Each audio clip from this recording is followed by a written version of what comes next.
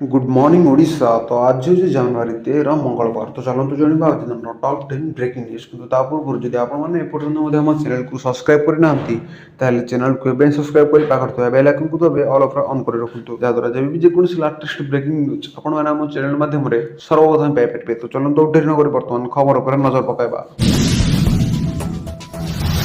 परवर्ती खबर ration card को नहीं बड़ खबर कहार भी कटबनी राशन कार्ड यही कहले मंत्री। आपड़ जदि राशन कार्ड रे चाउल पाउछन्ती आ राशन कार्ड कटिजिवो बोली द्वंद्वर अछन्ती आपणक पई आसी खुशी खबर। खोद जोगाण मंत्री कहउछन्ती कहार भी कटबनी राशन कार्ड। गाँ मानकरे मासकु 10,000 आ सहर रे मासकु 15,000 टंका आय करुथिले राशन कार्ड कटिजिवो बोली जेउ चर्चा हेउथिला सेमिति किछि भी हेबनी बोली कहउछन्ती मंत्री। गुरुवार विधानसभा रे खाद्य जोगाण और खाउटी कल्याण विभाग रो खर्च दाबी नै आलोचना होइतिला। एही समय रे बीजेडी विधायक माने कहिथिले राज्य रे जणे श्रमिक दिनकु 500 टंका अधिक रोजगार करुछि। एमिति हेले जणे श्रमिकर मासिक मजूरी हिसाब रे सब राशन कार्ड कटिजिवो। जार उत्तर दैथिले मंत्री कृष्णचंद्र पात्र कहिथिले मु स्पष्ट करिबाकु चाहूछि आमे कहार राशन कार्ड काटिबुनी। 10,000 और 15,000 मासिक आय केंद्र गाइडलाइन रे अछि। कहार भी राशन कार्ड कटिबोनी बोली मंत्री कहिथिले। जोगाण मंत्री कृष्णचंद्र पात्र आउरी भी कहिसंती बहुत इंजीनियर डाक्टर भल चाकरी करथिबे लोक बीजेडी सरकार अमल रे राशन कार्ड हेतेई नै तेनु अयोग्य जेपरि कार्ड फेरेबेनी सेति पई आमे एमिति कहिथिले। एमिति कहबा द्वारा अयोग्यଙ୍କ मनरे भय सृष्टि होइतिला जहा द्वारा अनेक लोक कार्ड फेराइछन्ती बोली मंत्री कहिसंती। सेही परि से रोजगार करुथिबे कोठाबाड़ी कार्ड थिबो सेमाने मध्ये राशन कार्ड फेरेबे बोली मंत्री कहिसंती। अन्य पटे खर को नजर रखी एणिकी सकाळ 7:10 रु आ संध्या 5:08 भितर दिया जिवो राशन चाउल। एने जिल्लापाल माने जणाई दिया जायछि। एहा सह राशन कार्ड मिलुथिबा जागा रे अस्थायी आश्रयस्थळी पीवा पानी ओआरएस मौजूद रखिबाकू परामर्श दिया जायछि मंत्री बोली कुआ जायछि।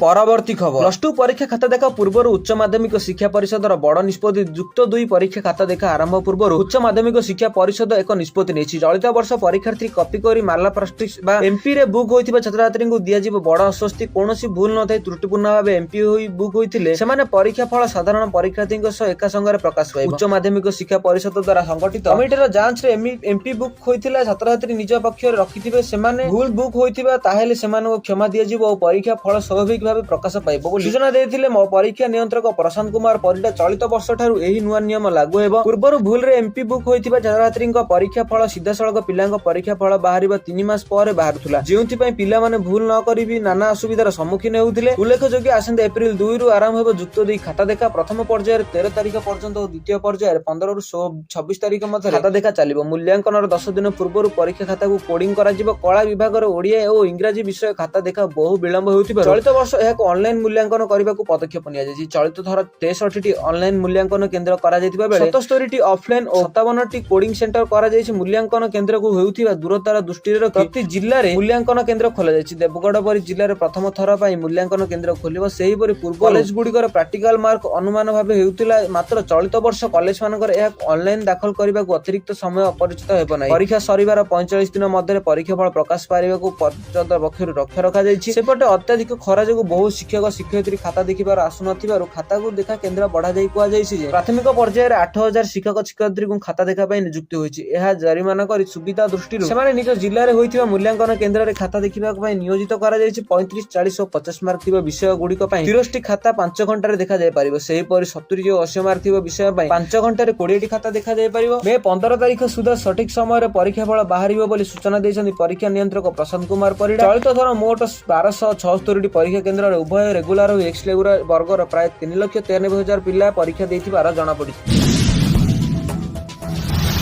परवर्ती खबर पुणी खोलिबो राज्य रे बंद होई पड़िथिबा स्कूल। शुक्रवार विधानसभा रे मिश्रण पर बंद होइतिबा स्कूल खोलिबा प्रसंग रे गणशिक्षा मंत्री नित्यानंद गंड तांको उत्तर रखचंती। शेड्यूल एरिया रे सर्वनिम्न 20 थिला बंद होइतिबा स्कूल पुणी खोलिबो। नॉट शेड्यूल एरिया रे सर्वनिम्न 40 पिला थिले स्कूल खोलिबो बोली गृह मंत्री सूचना दैछंती। समुदाय 5,632 स्कूल को मिश्रण करिथिले। 2,152टी साइटल स्कूल को मिश्रण करा जायछि। गत सरकार अमल अनेक प्राथमिक विद्यालय को बंद कर दिया जायतिला। वर्तमान अनेक विद्यालय रे छात्रछात्री संख्या बढ़िलानी तेणु उक्त स्कूल गुडी पुणी खोलिबा पई पदक्षेप नेबो कि नाही बोली गणशिक्षा मंत्री प्रश्न करथिले। हत्या विरत भाजपा विधायक निहार रंजन महानंद एहा पर मंत्री तांकर उत्तर रखचंती। सेही परे राउरकेला विधायक शारदा प्रसाद नायक राज्य रे घरोई इंग्लिश मीडियम स्कूल एवं घरोई महाविद्यालय गुडी को संस्थार जिल्लावार तालिका प्रदान करबा को मंत्री अनुरोध करथिले। घरोई इंग्लिश मीडियम स्कूल एवं घरोई महाविद्यालय गुडी करे मन इच्छा शिक्षादान एवं पावना नेबा द्वारा अभिभावक महल रे असंतोष प्रकाश पाउछि बोली विधायक मंत्री कहिथिले। एहा पर सरकार संपूर्ण नियंत्रण व्यवस्था करा जायछि कि नाही मंत्री को प्रश्न करथिले। मंत्री मध्ये एहार उत्तर आज प्रश्नकाल सुरुखुरु चलथिबा बेले विभिन्न विभागर मंत्री सेमाने उत्तर रखिथिबार जणा पड़िछि। ପରବର୍ତ୍ତୀ ଖବର ରାଜ୍ୟରେ ଆଉ 8 ନୂଆ ସହରରେ ଗଡ଼ିବ ଆମ bus capital region urban transport 39ତମ ବୋର୍ଡ ବୈଠକ ଅନୁଷ୍ଠିତ ହୋଇଛି। ରାଜ୍ୟ ଉନ୍ନୟନ କମିଶନର ଏବଂ କ୍ରୋଡ ଚେୟାରମ୍ୟାନ ଅଙ୍କୁ ଗର୍ଗଙ୍କ ଅଧ୍ୟକ୍ଷତାରେ ଅନୁଷ୍ଠିତ ଏହି ବୈଠକରେ ରାଜ୍ୟ ସରକାର ପରିବହନକୁ ଅଧିକ ବୃଦ୍ଧି କରିବାକୁ ପ୍ରମୁଖ ଋଣ ନୀତି ଉପରେ ଆଲୋଚନା ହୋଇଛି। ଏଥିରେ ଯାତ୍ରୀମାନଙ୍କ ଉତ୍ତମ ସୁରକ୍ଷା ଏବଂ ଗୁଣବତ୍ତା ସେବା ଉପରେ ଅଧିକ ଗୁରୁତ୍ୱ ଦିଆଯିବା ସହ ଫ୍ୟୁଟ୍ର କାର୍ଯ୍ୟକଳାପ ଉପରେ ବିସ୍ତୃତ ଆଲୋଚନା ଏବଂ ସମୀକ୍ଷା କରାଯାଇଛି। ସେହିପରି ଅନୁଗୁଳ, ଝାରସୁଗୁଡ଼ା, ଯାଜପୁର, କେନ୍ଦୁଝର, ବାରିପଦା, ଜୟପୁର, ବାଲେଶ୍ୱର ଓ ରାୟଗଡ଼ା ଭଳି 8ଟି ସହରରେ ଆମ ବସ୍ ଚଳାଚଳ କରିବାକୁ ବୈଠକରେ ଯୋଜନା କରାଯାଇଛି। ଏହାସହ ଦୁର୍ଘଟଣା ନିବାରଣ ବ୍ୟବସ୍ଥା ପାଇଁ ପଦକ୍ଷେପ ଗ୍ରହଣ କରାଯାଇଛି। ଅତ୍ୟଧିକ ଗତିଜନିତ ବିପଦକୁ ହ୍ରାସ କରିବା ପାଇଁ ବସ୍ ଗୁଡ଼ିକ ଗତି ସୀମା ପ୍ରଚଳନ କରାଯାଇଛି। ଯାତ୍ରୀମାନଙ୍କ ସୁରକ୍ଷାକୁ ଉନ୍ନୟନ କରିବା ପାଇଁ ରାଜ୍ୟ ପରିବହନ କର୍ତ୍ତୃପକ୍ଷ ପକ୍ଷରୁ ମାସିକ ଦୁର୍ଘଟଣା ତଦନ୍ତ ଏବଂ ଏହି ସମୀକ୍ଷା ବୈଠକ ସହିତ ବିଶ୍ଳେଷଣ କରାଯିବ। ଯାତ୍ରୀଙ୍କ ସହାୟତା ଆହୁରି ବୃଦ୍ଧି କରିବା ପାଇଁ ସକାଳ 6ଟାରୁ ରାତି 10ଟା ମଧ୍ୟରେ ସହାୟତା ପାଇଁ ଏକ ଟୋଲ ଫ୍ରି ନମ୍ବର ମଧ୍ୟ ଦିଆଯାଇଛି। ଯେଉଁ ନମ୍ବର ହେଉଛି 1800570021। ଏହି ନମ୍ବରଟି ଜାରି କରାଯାଇଥିବାର ଜଣାପଡ଼ିଛି।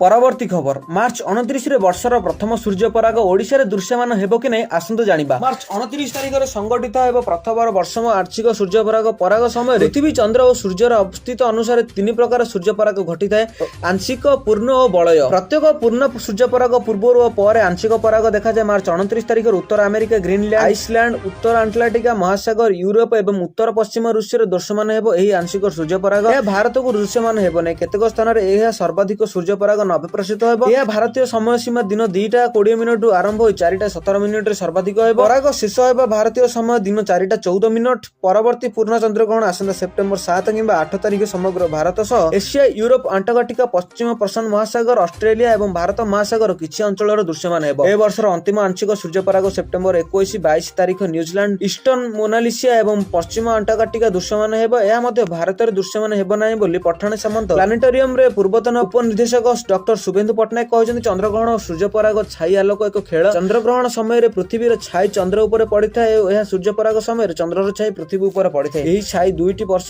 12 ମାସ ଯାକ ସବୁ ସମୟରେ ସ୍ପଷ୍ଟ ହୋଇଥାଏ ବୋଲି ଜଣାପଡ଼ିଛି। ଯାହା ସୂଚନା ମିଳିଛି ଏହା ଓଡ଼ିଶା ଉପରେ କୌଣସି ବି ପ୍ରଭାବ ପକାଇବ ନାହିଁ। ଯଦି ଆପଣମାନେ ଏବେ ପର୍ଯ୍ୟନ୍ତ ଭୟଭୀତ ହୋଇ ରହିଛନ୍ତି ତାହେଲେ ଆପଣ ଭୟଭୀତ ହେବା କିଛି ବି ଦରକାର ନାହିଁ, କାରଣ ଏହା ଓଡ଼ିଶା ଉପରେ କିଛି ବି ପ୍ରଭାବ ପକାଇ ପାରେ। ପରବର୍ତ୍ତୀ ଖବର ସ୍ଲୋ ଇଣ୍ଟରନେଟରେ ହୋଇପାରିବ payment. UPI payment app Bharat interface for money ଅର୍ଥାତ୍ ଭୀମର 3.0 ସଂସ୍କରଣ ଶୁଭାରମ୍ଭ କରାଯାଇଛି। 2016ରେ ଆରମ୍ଭ ହେବା ପରଠାରୁ ଏହା ଭୀମ ଆପ୍ର ତୃତୀୟ ପ୍ରମୁଖ ଅପଗ୍ରେଡ୍। ଏହାକୁ ଏମ୍ପିସିଆଇ ଭୀମ ସର୍ଭିସ ଦ୍ୱାରା ବିକଶିତ କରାଯାଇଛି, ଯାହା national payment corporation of India ଏକ ସହାୟକ କମ୍ପାନୀ। ଭୀମ 3.0ରେ ବ୍ୟବହାରକାରୀମାନେ ଏଥିରେ ନୂତନ ଫିଚର୍ସ ପାଇବେ। ଏହି ଆପ୍ ମାଧ୍ୟମରେ ଇଣ୍ଟରନେଟ ସ୍ପିଡ୍ ମନ୍ଥନ ଥିଲେ ମଧ୍ୟ ଆପଣ ବିନା ବାଧ୍ୟରେ ପେମେଣ୍ଟ କରିପାରିବେ। 15ଟି ଭାରତୀୟ ଭାଷା ସମେତ 20ଟି ଭାଷାରେ ବିକଳ୍ପ ରହିବ। ଆପଣ ଏକ ପରିବର୍ତ୍ତନ ମୋଡ୍ ଉପଲବ୍ଧ ହେବ, ଯାହା ମାଧ୍ୟମରେ ଉପଭୋକ୍ତାମାନେ ପରିବାରର ଖର୍ଚ୍ଚ ଟ୍ରାକ୍ କରିପାରିବେ। ଏହା ବ୍ୟତୀତ ଆପ୍ସରେ ସ୍ପିଡ୍ ଏକ୍ସପ୍ରେସ୍, ସ୍ପେସ୍, ଅନଲାଇନ ଟିକ୍ସ ଏବଂ ୟୁପିଆଇ ପେମେଣ୍ଟ ବିଲ୍ ଆସିଷ୍ଟାଣ୍ଟ ଭଳି ବୈଠକ ଉପଲବ୍ଧ ହୋଇପାରିବ। ଏହି ଅପଡେଟ୍ ପର୍ଯ୍ୟାୟକ୍ରମେ ବିଭିନ୍ନ ପ୍ଲାଟଫର୍ମରେ ପ୍ରଚଳନ କରାଯିବ ଏବଂ ଆସନ୍ତା ମାସ ସୁଦ୍ଧା ଦେଶରେ ପ୍ରଚଳନ କରାଯିବ। ବ୍ୟବସାୟୀଙ୍କ ପାଇଁ ଉନ୍ନତି ଅଭିଜ୍ଞତା ବ୍ୟବସାୟୀମାନେ ଏବେ ଆପ୍ ମାଧ୍ୟମରେ ପେମେଣ୍ଟ ଗ୍ରହଣ କରିପାରିବେ, ଯାହାଦ୍ୱାରା ଅନଲାଇନ କାରବାରର ଅସୁବିଧା ହ୍ରାସ ପାଇବ। ଗ୍ରାହକମାନେ ତୃତୀୟ ପକ୍ଷ ପ୍ଲାଟଫର୍ମକୁ ନ ଯାଇ ସିଧାସଳଖ ଆପ୍ ମାଧ୍ୟମରେ ପେମେଣ୍ଟ କରିପାରିବେ ବୋଲି ଜଣାପଡ଼ିଛି।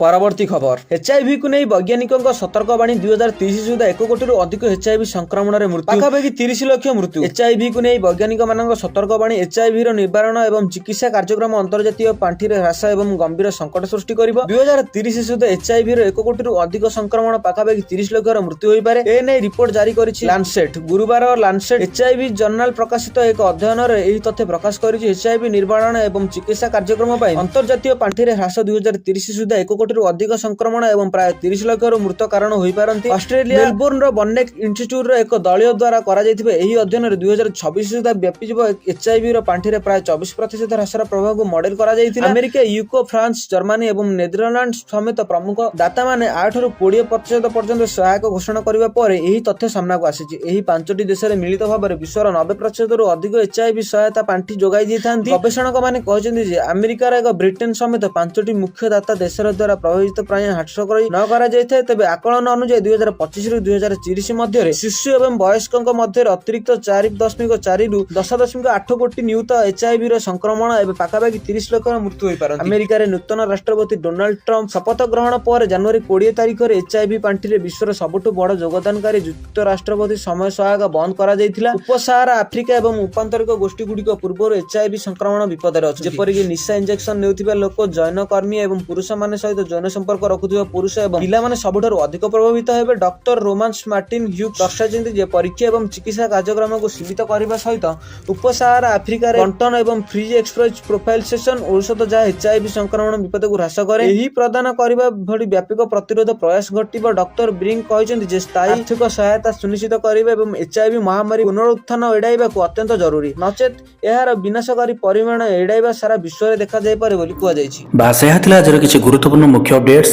ତ ଆଶା କରୁଛି ଭିଡ଼ିଓଟି ଡେଫିନେଟଲି ଭଲ ଲାଗିଥିବ। ଯଦି ଆପଣଙ୍କ ଭିଡ଼ିଓଟି ଭଲ ଲାଗିଛି ତାହେଲେ ଭିଡ଼ିଓକୁ ଲାଇକ୍ କରିବା ସହିତ ଚ୍ୟାନେଲକୁ ସବସ୍କ୍ରାଇବ୍ କରନ୍ତୁ, ଯାହାଦ୍ୱାରା ପ୍ରତ୍ୟେକ ଦିନ ଲାଟେଷ୍ଟ ବ୍ରେକିଂ ନ୍ୟୁଜ୍ ଆପଣମାନେ ଆମ ଚ୍ୟାନେଲ ମାଧ୍ୟମରେ ସର୍ବପ୍ରଥମେ ଦେଖିପାରିବେ। Bureau report, D news Odia.